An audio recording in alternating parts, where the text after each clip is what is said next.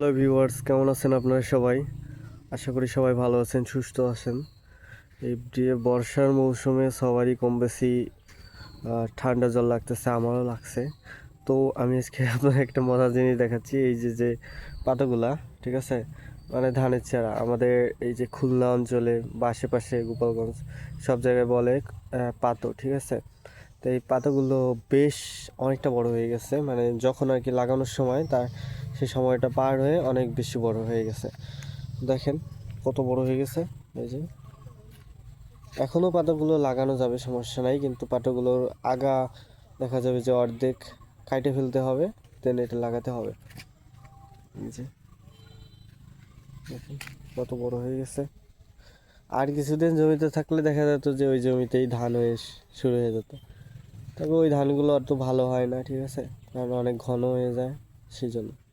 So guys, ধন্যবাদ, সবাই ভালো থাকবেন, সুস্থ থাকবেন, বিদায়।